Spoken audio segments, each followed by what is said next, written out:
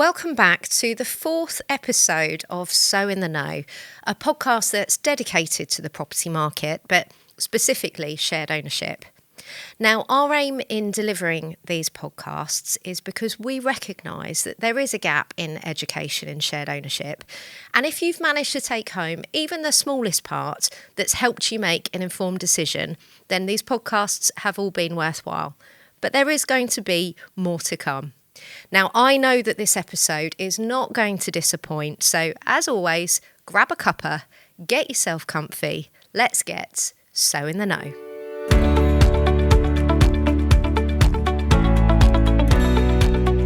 As promised, these podcasts are packed full of industry experts, and this episode, I've certainly delivered. I've got none other than Mr. Shared Ownership himself, Chief Operating Officer at sharetobuy, Mr. Nick Lieb. Well, quite the intro. Thank you. I thought it was an intro that's well deserved. Thank you.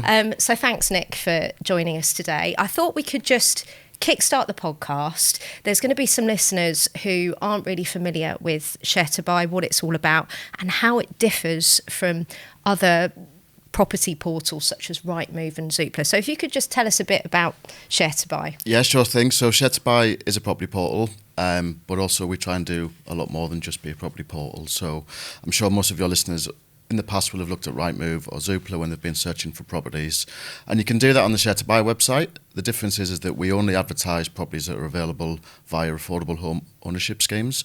So that might be shared ownership, that could be rent to buy, that could be intermediate rent and living rent. There's lots and lots of different affordable home ownership options. And our website specifically caters for that audience. And in particular, shared ownership is a major focus of what we do. Yeah, and we've definitely noticed, well, I've certainly definitely noticed. I worked in the private sector several years ago, and it was about 8 years ago, we set up a shared ownership branch within the estate agency. And it was amazing how many people at that time had no idea what shared ownership was. We put all these properties up on the various portals, and we were getting so many phone calls saying, what's shared ownership? You know, is it a bidding system? So I'm sure that over the last 8 to 10 years, you must have seen the evolution. Why do you think it has taken such a leap in recent years? Well, I think probably the shortest and possibly the most depressing answer for that is there's a housing crisis in the UK, and it costs a lot of money to try and get on the property ladder, and it also costs a lot of money in private rent these days. So there's more and more people who need an alternative solution if they are looking to get onto the housing ladder. The reason why we set up the sharetobuy website in the first place was because we saw that there was that gap out there, that there wasn't really anywhere that was a fully reliable source for information about shared ownership or the other options that are out there. So, you know, you can look on Rightmove, you can look on Zoopla, and they will have shared ownership properties. But when I said that sharetobuy tries to be a bit more than a portal, what we do also have is a huge amount of educational resources on there. We have guides, we have guest blogs from providers in the sector, we have case studies, we have calculators, mortgage tools, signposting, we host events. So yeah, we really try and make sure that by the time somebody gets to the point of actually inquiring about a property, that they actually understand what it is that they're inquiring about and they understand how it works. Yeah, amazing. And we've obviously noticed that we get a lot of buyers come to us through sharetobuy. And actually at Soresi, we've seen an inflood of buyers coming through the doors. We can see as many as 4,000 to 5,000 every month. You know, that's a lot of buyers out there. Have you noticed the traffic on your website picking up? The last couple of years, yes. I mean, it's a tricky one to answer really, because as you'll know, Sarah, the property market and the wider economy over the past few years has been so, what's the right word for it, volatile or unpredictable. Yeah. You know, you go back as far as Brexit, then COVID, then the war in the Ukraine, energy prices, etc., etc. So there hasn't really been a kind of common thread of, you know, what is normal these days. But what is consistent is that there's always huge demand for people looking for shared ownership. Now, that demand might shift in terms of the audience who's looking at any one time. So traditionally shared ownership was more for key workers and people on more modest incomes. As time's gone on, more and more people who are in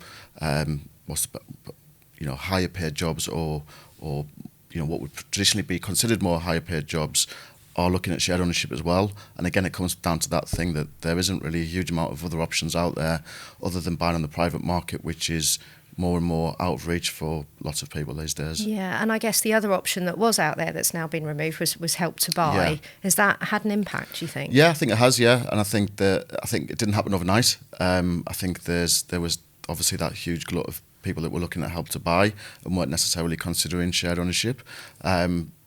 We were slightly, hamstrung a little bit by the fact that when Help to Buy ended, it sort of coincided with the time of the Liz Truss budget. Trussonomics, yes. yes. Without getting too political, I think we could all agree that did have an effect on mortgage rates. So suddenly the majority of the press was about the fact that it was a bad time to buy or a difficult time to buy, and there was probably a little bit of a lost opportunity for shared ownership there to get some good press about being an alternative to Help to Buy. But yeah, certainly since then, over the last 18 months, there's been a lot more Help to Buy buyers, or just private, people who thought they were going to buy on the private market, realising that shared ownership's out there as an option and coming to our website, coming to your website. And yeah, we tend to generate roughly about 250 to 300,000 inquiries for shared ownership each year. Wow, And if you consider how many properties are available, that is a lot. So yeah, the interest is out there, definitely. Yeah. If anything, we could do with a few more shared ownership properties out there on the market, really. So how many shared ownership homes do you list on average every month? So at the moment, I looked at some of these stats this morning. So yeah, at the moment we've got about 5,500 properties on the site. Now, there will actually be more homes than 5,500 available, without boring you too much, but a development might have 40 units within it. Typically, the housing provider would put a one bed, a two bed and a three bed on our site rather than every single plot.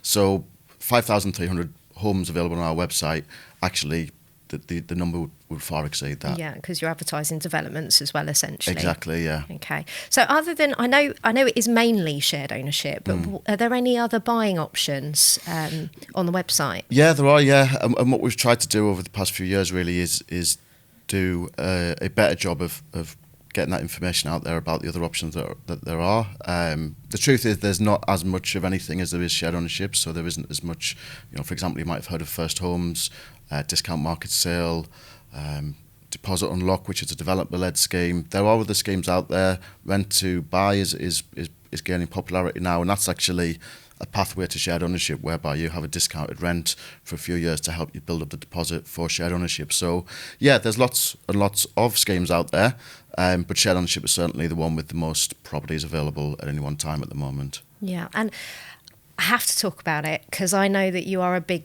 believer in shared ownership because you've actually done it yourself. Yes. Yeah, so I'm no longer a shared owner, but I was for 7 years, up until October last year. So prior to that, I'd lived in London for, for 6 years, and done the full, run the sort of roller coaster of private renting. So I think I lived in 3 different properties in 6 years. One property had rats in the loft. One property, my neighbour stole my pizza.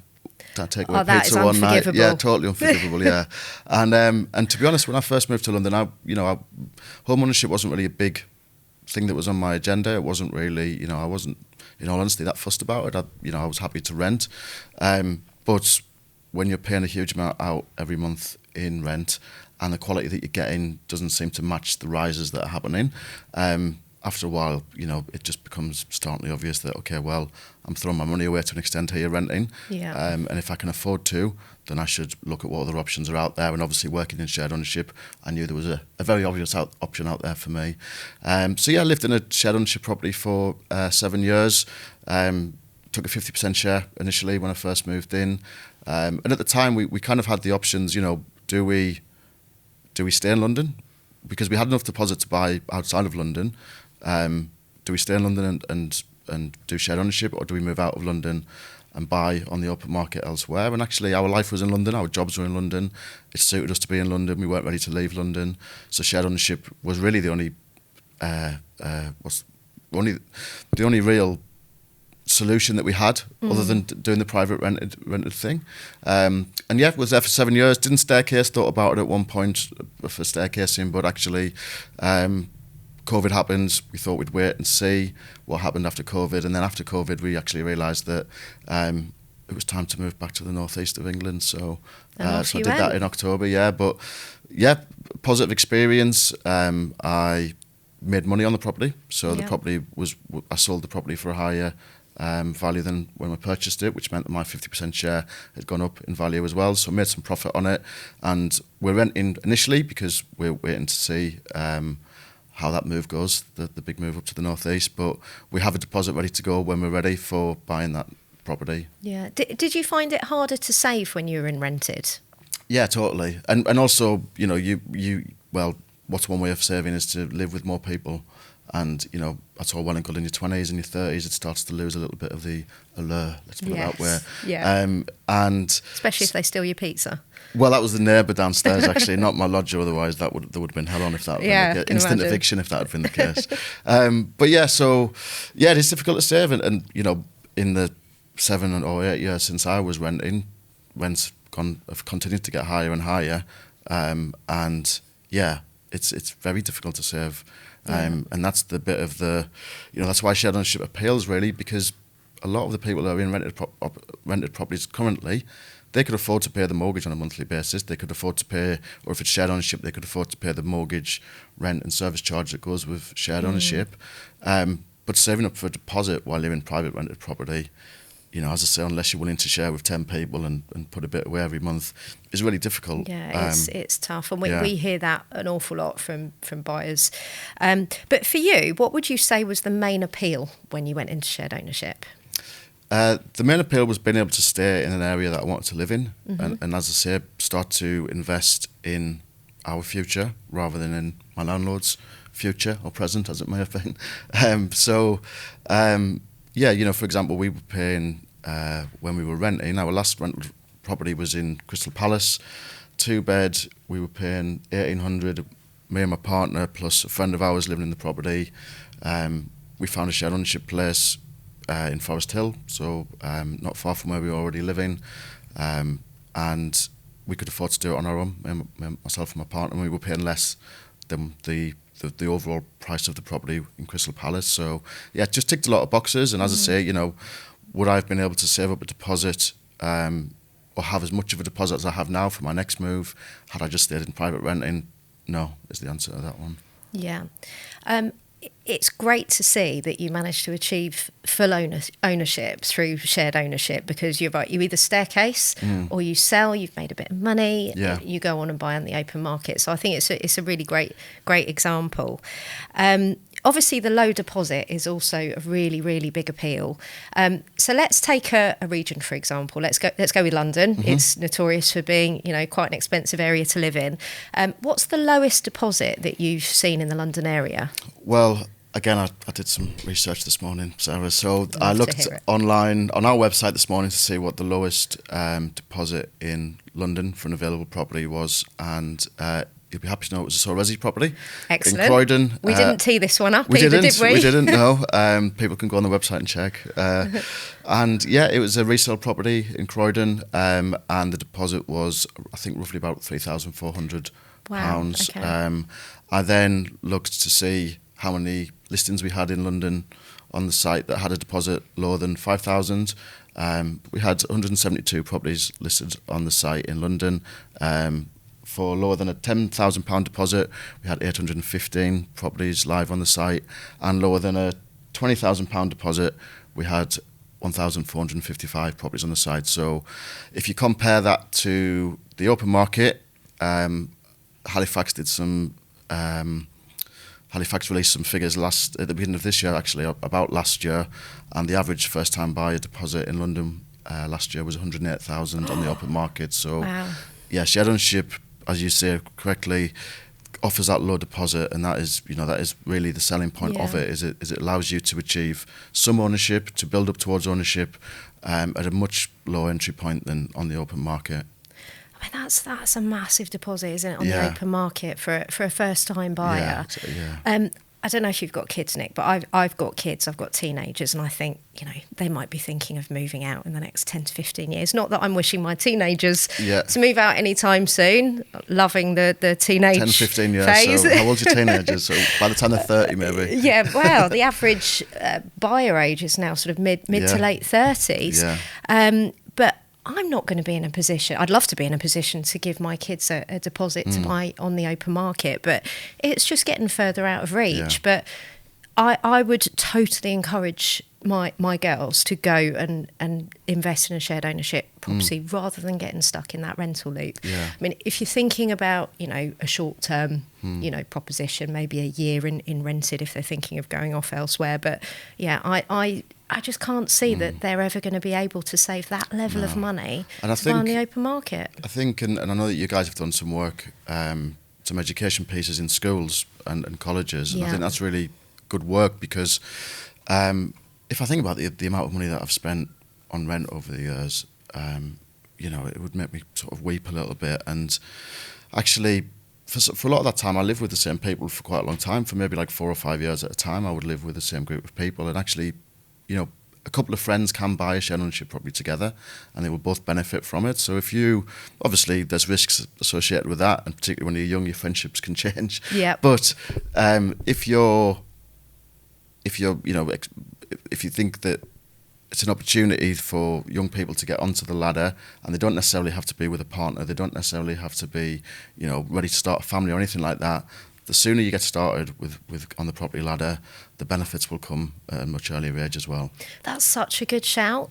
Absolutely. I think if you are waiting to either buy on your own or buy with a partner, if you're in there with friends who are renting, that's very true. Why not all invest together in a shared ownership? I mean, there's legal bits that you need to consider, but you can easily get a lawyer to draw up a declaration of trust. Yeah, exactly. And we're seeing increasingly, I don't mean 4 or 5 of you jumping on a same mortgage, but I mean you and a close friend. What's stopping you really? Yeah, exactly.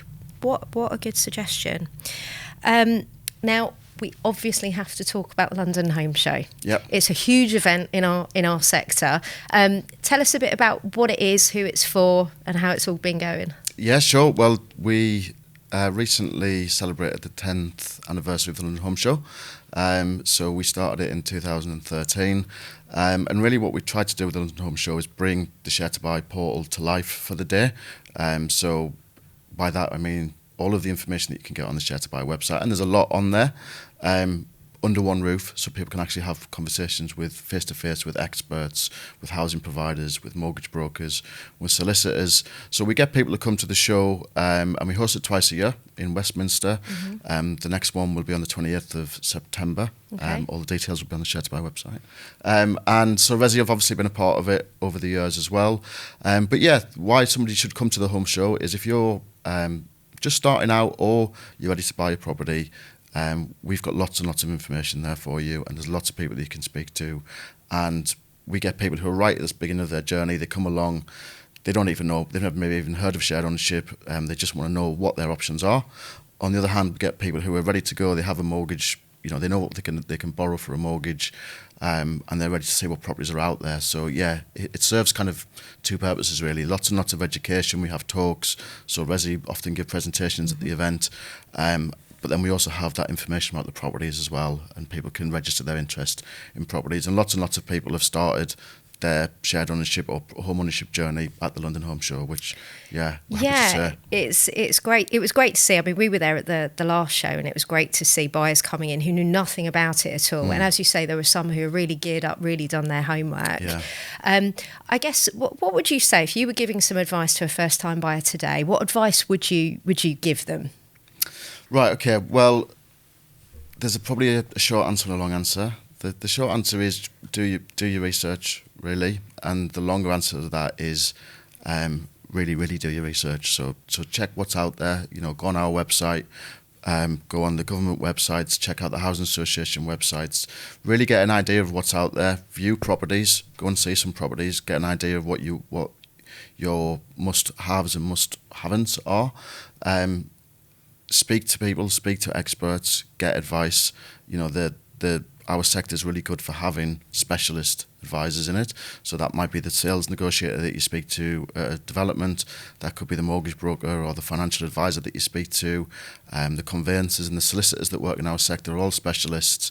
And another piece of advice really would be to stick to the specialists. I would say, you can potentially get, a relative who's got a little bit of legal background to do some conveyancing for you. I'll tell you now, that's going to cause more issues than it's going to solve. Yeah. But yeah, do the research. Understand, shared ownership is a way of getting onto the property ladder. It's an option. It's not the only option. It might not be the right option for you. There's other options out there. You might decide that actually I could save for another few years and I can buy on the outright market. Don't rush into anything. Take your time. Understand what you want and what the options are that are out there, I would say. Great and advice. Go to the sharetobuy website, obviously. Definitely. Well, as you say, that is the beauty as well of the London Home Show, Yeah. because all of the experts that you were just talking about then, it's all under one roof at the London Home Show. You can go there, you can get some expert legal advice, speak to mortgage brokers, all of sort of the main housing providers. I know there will be others, but they're all going to be there. So it's a really great opportunity to get all of that advice in one day. So I would really recommend it to anyone that's looking to start their shared ownership journey. Any podcast listeners or viewers who are not in London, don't worry, we haven't forgotten about you. So we are doing our first event outside of London this year in Bristol on the 29th of June. And the plan is to host home show events around the country next year. Excellent. And I know you know this, Nick, but I had so much fun at your last London Home Show. Good. I got to go there with the podcast, and I got to interview lots of customers from the show, buyers who were coming in, again, knew nothing, some who'd really done their homework. And it was really good to speak to people and really understand what their motives were, what their concerns were. And we've actually got some clips that we're going to play you today of those interviews. It'd be really good to get your take on it. But we're going to play the first clip now. How have you found the London Home Show today? It was great. I was here 2 years ago, Okay. but this was definitely better because 2 years ago I didn't know anything, and now I've done a bit of research before I came here. So what is it you're looking to do? You're looking to buy shared ownership, open market? What's your We were willing to do anything. We were a bit unsure about the shared ownership because we heard some horror stories. But to be honest, people, explained everything, and I think we're a bit more calmed down. know. Yeah, and I think potentially it could be shared ownership we would go for. Okay. What is it that appeals more about shared ownership than buying on the open market? Well, obviously, it's a bit cheaper, first of all. And I think you can get a bit of support as well. Okay. Where I feel in the open market is just, I don't know, there's so much you need to be aware of. And I think that's it. So you've obviously done your research over the last couple of years. You heard some stories on the internet, I assume, Yeah. but you've done your homework, Yeah. which is the best thing that you could possibly do. So in terms of that monthly cost then, how does that better suit your budget to the open market? Well, I think, to be honest, one of our key concerns was the fact that the rent, you pay your mortgage and then you pay your rent. But the part of the rent can increase year on year, right? We just had to move now because our rent increased by 40%. So as you can see by that interview, this one chap who was in a rental situation, his landlord had put his rent up by 40%, and he was terrified that it was going to happen again. And he'd heard all sorts of negative press about shared ownership. So he'd really, really done his homework, and he came to the show and he got some factual information from the experts, and he understood that actually how the rents were set and how they increased. So he felt really assured that it was a really good option for him. Is that a common thing that you see at the show? So there are people out there that have had a negative experience with shared ownership. They're not the majority, but there are people out there, and that's not in any way to sort of diminish or to be complacent about those people that have not had a good experience. What I would say is that there's people that have in private rented that have had a bad experience. There's people who have bought outright that have had a bad experience. Unfortunately, where these things do happen, and not all developers are exactly the same. Not all housing management companies are exactly the same. So through bad experiences do happen, but in the majority, shared ownership is a great solution for lots and lots of people. I the great thing about this sector, or the great thing about what's happening now in shared ownership, is that there's a massive, massive push from professionals in the sector, from organisations in the sector, to improve the offering of it and to try and iron out some of these wrinkles that do exist.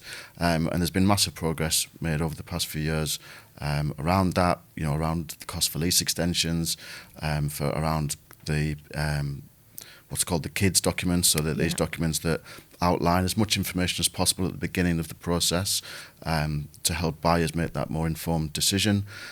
So albeit that there are people and there are lots of stories out there of people who have had bad issue, a lot of the time the other thing to be aware of is that sometimes the issue isn't the shared ownership part of it, it's the fact that there's an issue with leasehold. And as a leaseholder, they've had a bad experience. They just happen to be a shared ownership leaseholder. And sometimes the two get conflated a little bit. And the message gets a little bit mixed up, I think, sometimes. But yeah, that's why coming to the show is the right thing to do, is to speak to experts, raise those fears that you might have, raise those concerns that you might have. And as I've said previously, it's an option, and it might be that you decide that's not the right option for you. But hopefully you'll come away from it more optimistic and have an idea of what option would be best for you. Yeah, and with this particular chap, the London Home Show did just that. It answered some vital questions that he had, and it put his mind to rest, and he knew that actually shared ownership was a really good option for him, that had that security that private renting just didn't. Yeah, your rent's not going to go up 40% in a shared ownership property. No. Unless we have 40% inflation, in which case we're all in. Let's hope we're not going to be moving into that territory. But obviously the other main appeal is the low deposit. And I'm going to play you a clip now of a chap who had a child and he was trying to save for a deposit. So I'll play you that clip now. So what's your position? What is it that you're doing at the moment in terms of your living arrangements? So similar to my friend, living at home. I've got a little one, so obviously now looking to move out and find suitable properties. Yeah. Have you looked at buying on the open market as well? Initially, I think being in the UK, that was kind of the traditional route. You got raised family that kind of go down the route, but then as things are changing financially and what's being available on the market, I think everything's kind of moving towards a shared ownership. Personal circumstances have changed, so it's kind of available capital is not as easily obtained. So shared ownership for me was kind of like a halfway house. And how are you managing at the moment? You've got a little one, you're living at home. How are you managing to save for a deposit? It's happening. It's happening, but it's very hard.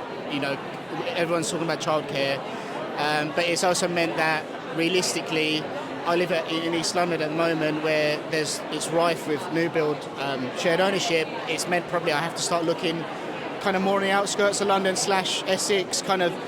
You're within 30 minutes, give or take, but realistically, you're further out, 20, 30 miles away from where probably I ideally like to be, but those are the circumstances. Yeah. So have you checked out how long it could take to save for a deposit if you're buying with shared ownership?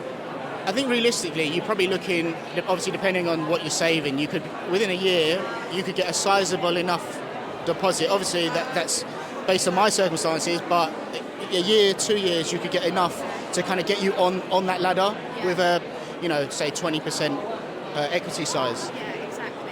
And if you're buying on the open market, how long do you think it would take you to save for a deposit then?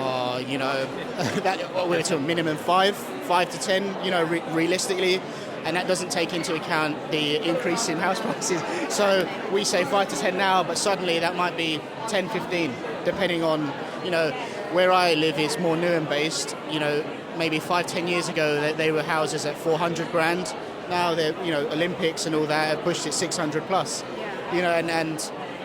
It's priced you out of it, but those are the circumstances.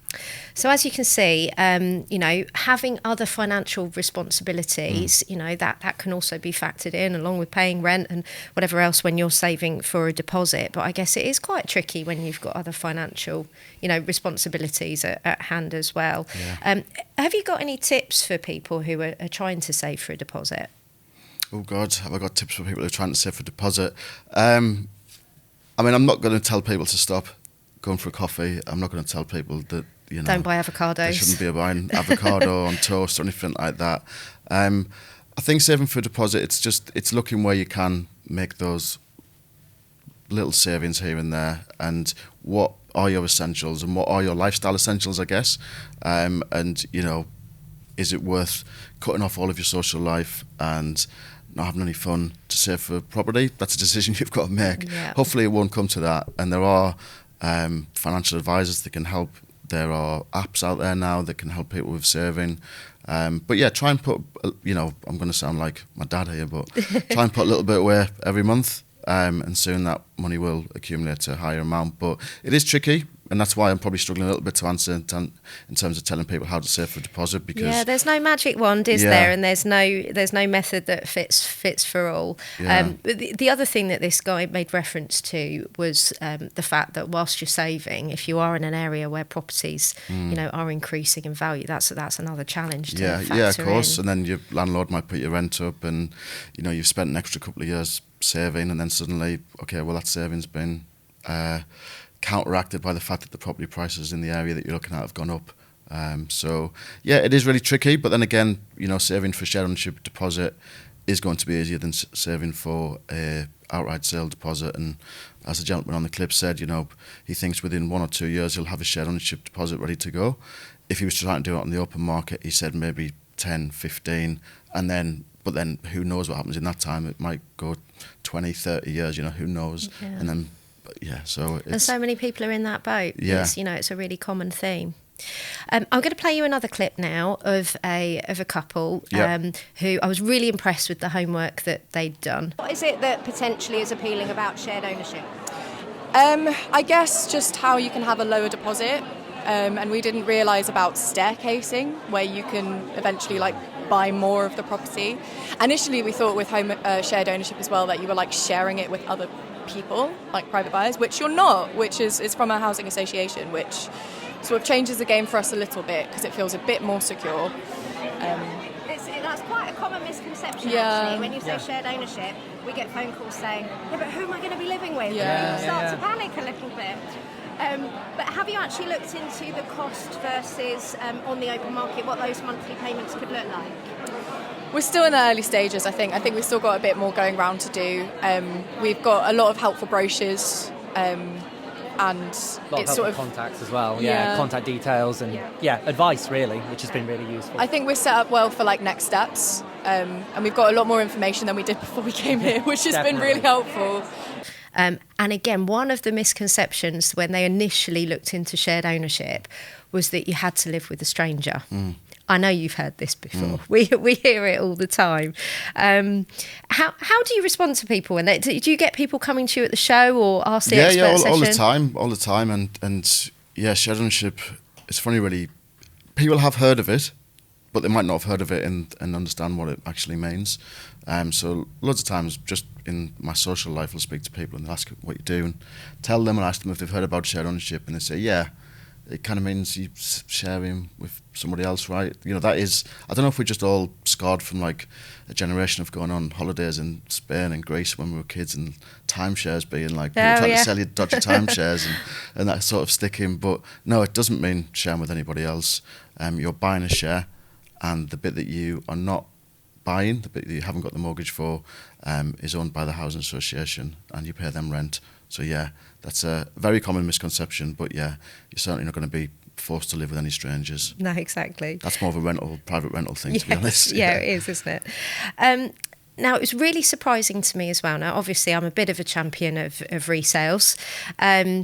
And whenever we go to the London Home Show, I always make sure I have some of the resales team there so they can also talk about resale homes. But it was surprising how many people had not heard of a resale. Yeah. You do list quite a few resales on Sharetobuy, don't you? Yeah, I mean, there's at any one time there's probably as many, if not more, resales available than there are new build developments. I mean, I think it's a understandable misconception that everything is brand new build, because when you're driving around and you see hoarding and you see shared ownership on the boards and stuff like that, that'll tend to be for new build development. It's heavily marketed to new homes. You won't tend to get a resale property, certainly not initially anyway, that's got a estate agent's board outside saying this is a shared ownership resale property or anything like that. But yeah, the resales keep the market going, really. Resales keep shared ownership taking over. So when I purchased a property, it was a resale property. The lady had lived there since the late 1990s. She lived there as a share owner. She never staircased higher than 50%. When we moved in, we took it at 50%. We've sold it at 50%. You know, it worked for us. Resales. Yeah, I mean, another tip would be for people who are looking, do check out the resales. Often you might find that the rent on the resales, particularly if it's an older property, might be a little bit more competitive than the rent on the new build developments as well. Yeah. What would you say? I'm just conscious that there might be listeners that might not actually know what a resale home is. How would you differentiate a resale? Yeah, sure. Well, a resale is a shared ownership property that somebody has lived in before. So at one point it was a new build, and it no longer is. So a new build is something that is brand new. You're buying it, you're the first person to live in it. A resale just means that somebody has lived in it before and is selling it. Yeah, exactly. And negative press. I've also seen a few comments on socials specifically about people who enter into shared ownership and then they can't sell their homes. Have you found that much? Do you find that the resale stock is churning over? You are seeing sales going through. We certainly are. Yeah. There's lots of resales. I mean, I think there's obviously been some issues in the past couple of years. Or past few years actually, since the Grenfell tragedy, which was a massive, wake-up call for the housing industry and the construction industry, and rightly so. It meant that there was a lot of kind of reviews and soul searching and safety checks that needed to happen, and properties that were then deemed to have insufficient cladding or dangerous cladding on them. That's not a shared ownership issue. Again, that's a leasehold or an issue about living in a high-rise apartment. Building, but it does affect shared owners as well, obviously. It's a complex and lengthy and political discussion to get into around all of that. So without saying too much about that, yes, there have been people that have had an issue selling their shared ownership property because of cladding or other safety works. That aside, which is, like I say, kind of something that isn't shared ownership generated, I would say.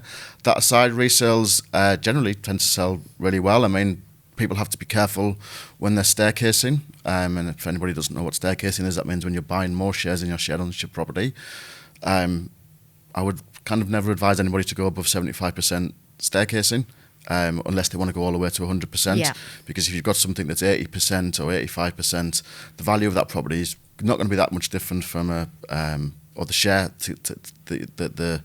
the buyer would be buying at that point is not going to be that much different to buying on the open market, and so they might find it difficult to sell that to somebody who's looking for shared ownership. Yeah, exactly. And we find that if we get a customer that comes to us and their share is quite high, we know that maybe there might not be as many shared owners in the market for them, so then we would give them the advice that we would waive their nomination period, so they don't have to list it, for shared ownership, and they can go straight away and sell it for 100%. But we look at that on a case by case. Yeah, I think that's an important point as well, because I think that the idea of being trapped in your shared ownership property, if you can't sell it to somebody, another shared owner, then you do have the option of going to an estate agent and trying to sell it on the open market. And they can do that as a shared ownership property, or they can do it with back-to-back staircasing, which means that person who's buying it off you is buying it at 100%.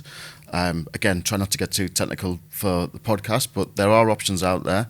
I think people get a little bit scared by the nomination period, as it's called, which is the period of time that you have to give the housing association or the housing provider that you've bought from the opportunity to find another buyer. Which is usually about 4, 8 or 12 weeks. 4, 8 or 12 weeks. And when we did ours, it was 4 weeks, and you'd be surprised how quickly that 4 weeks goes.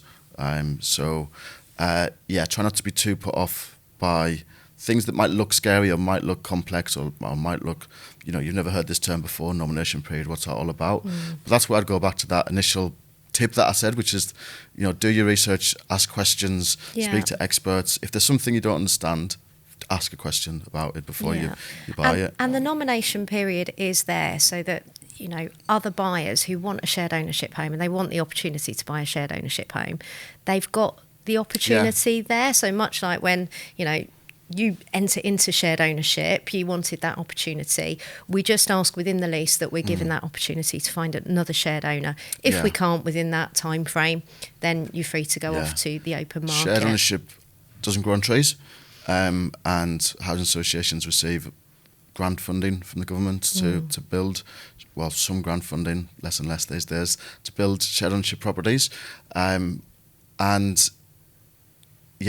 There's not an infinite number of them, so I'm a big advocate of the nomination period and housing providers trying to find another shared owner for that property before letting it go to the open market.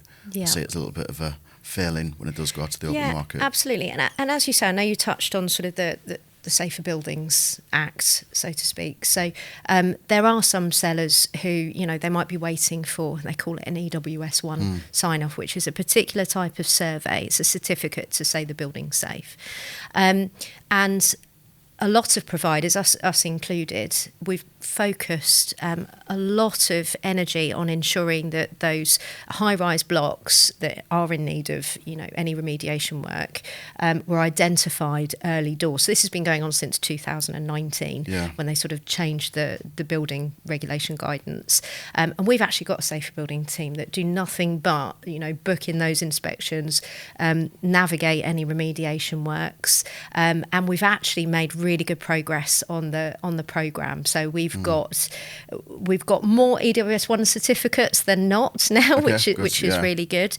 And we also offer a letter of assurance, which gives people some assurances about what they're buying. So my advice to anyone who's looking into buying a shared ownership home, and they do have any concerns, if it's over 11 metres, just ask the provider, is there an EWS1 certificate or do you provide any kind of letter of assurance?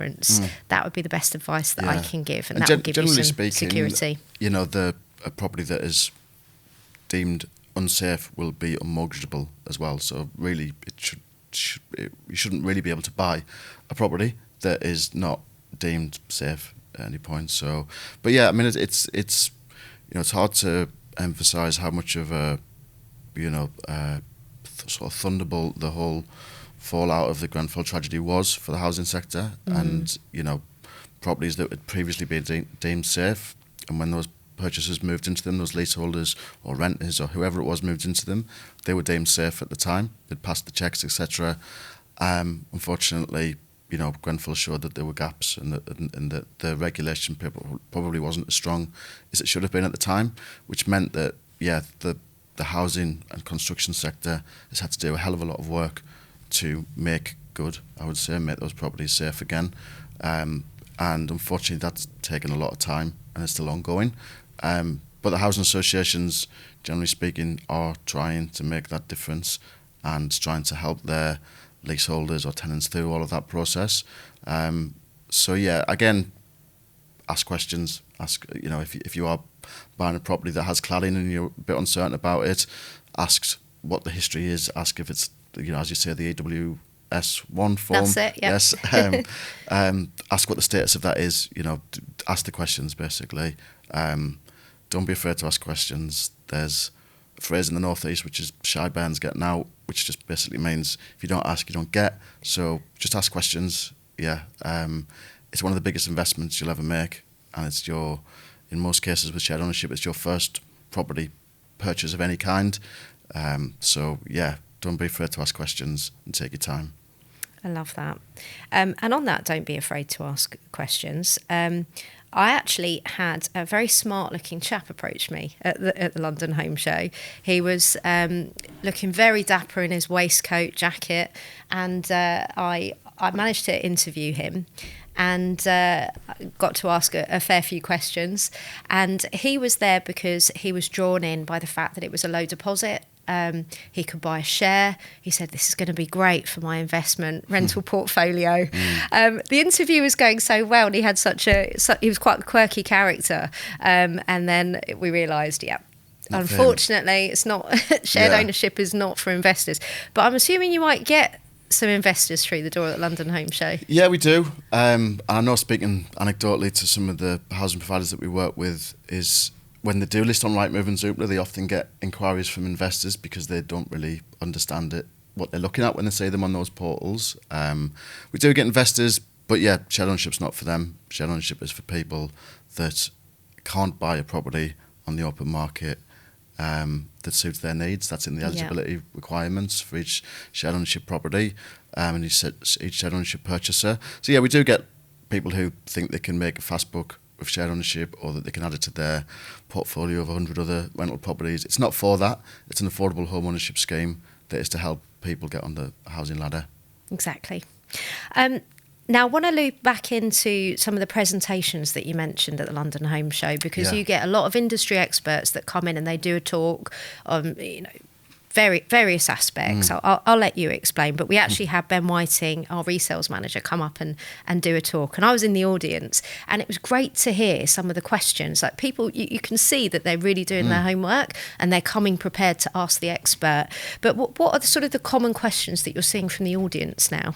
Yeah, we get a bit of a variety, really. There's some that will come up in each and every London Home Show or each and every webinar that we do. I'm sure it's the same for you guys. Which are those ones, like, do I have to share with somebody, or what is the minimum amount of money that I need to be able to do shared ownership? That's a question for a financial advisor, really. We get questions about, can I decorate the property? Yes. Can I have a pet? In most cases, yes, but check with your housing provider and check what kind of pet you want. Yeah, they've relaxed on that a little bit more Yeah, now. definitely, It used to be a bit of a firm no if you're in an Yeah. apartment, but they're starting to soften. Yeah, exactly. We had a cat in our shared ownership property, so that was a must-have on that one. But then we also get questions that are a bit more complex and specific to individuals. A lot of the time, we tried to discourage those questions so much in the public presentation forum, because it's not really for that. It's, that's go and speak to a financial advisor downstairs at the show about those questions, or one of the solicitors, or one of the housing providers. But we do get a lot of questions about, I think people, there's different stages with shared ownership, so we get a lot of questions about just generally what it is. What is it? I don't understand it. How does it work? Then we get questions about what the sales process is actually like, and how long will it take for me to get into my shared ownership property? What's it going to cost me? Then we have the questions about what it's like living in a shared ownership property, and what can I do and what can't I do? What am I liable for on the repairs? What is the housing provider liable for? Then we get the questions about, okay, the next phase. If you want to buy more shares in your shared ownership property staircasing, we get questions about what happens when you want to sell your shared ownership property. So yeah, I would say those presentations, and deliberately so, run the full sort of journey of shared ownership. So we have the Ask the Expert sessions, where we have somebody from a housing provider, we'll have a mortgage advisor on the panel. They'll both do some presentations, and then there's a 10-15 minute opportunity for people to ask questions. We have affordability sessions, which are just with a financial advisor, talking you through how to prepare for purchasing your property, what you need from your mortgage and financial side of things. And then we have sessions that are led by the solicitors as well, talking about the legal process, about what it means to be a leaseholder, and again, what that journey is like towards buying that property. One of the questions that was raised when I was there was, when is the best time to buy? Which, where's your crystal ball? But you've seen the stats, Nick. When would you say, is there a more popular time to buy or sell? There's a more popular time.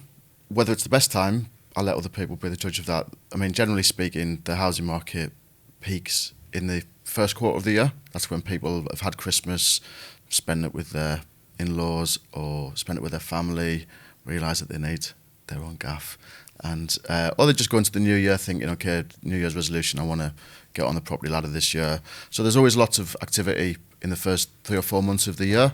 Quietens down a little bit over the summer, gets busy again in the autumn, and then quietens down again the closer you get to Christmas. So that's when it's popular. Now, in terms of when the best is,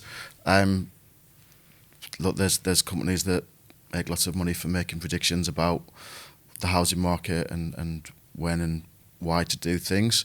All I would say is, and you said it as well, is that nobody's got a crystal ball, and who could have predicted COVID? Who could have predicted the war in the Ukraine, who could have predicted, everything else that's been going on.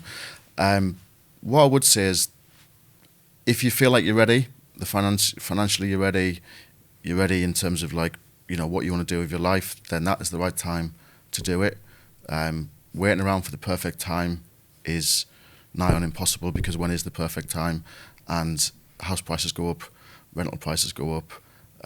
Occasionally they come down a little bit, then they tend to go back up. So you could, wait a decade for the house prices to come down again, and then by that time, you've spent a huge amount of money on rent in that period. So I would just say, when you're ready, you feel like you're ready, you've checked with the financial advisor, you've done your stress testing, so you can say that, okay, well, if things did go up by 10% in the next few years, this is how much it would cost me. Could I still afford it? Once you've done all of that, you found a property that you're interested in, that's the right time to do it. Yeah. Don't wait around for the perfect moment. We got, as an example, when we were in our shared ownership property, and we were thinking about staircasing, we got it valued. This was sort of mid-COVID, so we had to wait outside while the surveyor went around the house with a mask on. And he came out and said, it's worth this, but given the housing market, given COVID, it's probably going to go down in the next 6 months. It didn't. The property value went higher, so we didn't staircase, because we thought, well, we'll wait and see if it gets a bit cheaper, and then we'll do it then. That never happened. In the long term, I'm glad it didn't, because a couple of years later we wanted to move out anyway. But yeah, it just goes to show that nobody really knows, and there's. It's so unpredictable, isn't it? Yeah, exactly. And I think it's a brave person that would come on a podcast and tell you the best time to buy is 20 years ago. March the 20th, 2025, or anything like that. Exactly. Who knows? Basically, I would say. Okay, and what would be your top tip for a first-time buyer? Top tip for first-time buyer would be to view several properties, see what is out there, see what fits your requirements, fits your criteria, and then a little bit of a tip, a personal one that from experience is, even if you think that you might not get a property but you're interested in it, apply for it. So when we found our property, we were told that there were 4 people ahead of us in terms of who would be offered the property before us when we applied. It was one of those where it wasn't done on a first come first served basis. They had an application period, people applied, and then we were told, as I say, that there were 4 people ahead of us. So we kind of gave up on that one, looked elsewhere. 6 weeks later or so, we got a phone call from the housing provider saying, by the way, if you're still interested in that property, you can have it, because the other people have fallen away throughout the process. Yeah, it does happen, doesn't it? Yeah. So, few properties, see what's out there. Don't just base it off the photos that you see on the sharetobuy or Soresi websites. Go and have a look, check out the local area. Like I say, work out what your criteria is.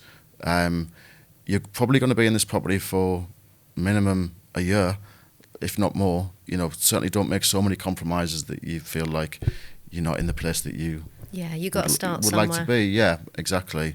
Make sure that's a property that you actually like enough to be happy to live there for a while, I would say. Sound advice there, Nick. Thank you so much. There's more than one tip, but there's a few in There's there. more than one, but there's plenty to take away. Now, as you know, I like to end the podcast with something a little bit more light-hearted. And I know that you're a little bit of a seasoned pro at interviews and podcasts. I won't go that far, but yeah. Okay. But do we really know the real Nick Lieb? So, does anybody? Well, we're about to. Okay. Now, I'd like to play a quick round game. Yeah. Getting to know you. Okay. A game that I like to call So in the Know of Nick Lieb. Wow, okay. Rapid fire questions. I want you to come back with whatever pops into your mind first. If you see this is a heavily edited part of the podcast, it's because, it's because you gave a questionable answer. Yeah, exactly. Are you ready? Yeah. Okay. You've worked at sharetobuy for over 10 years. What makes you stay?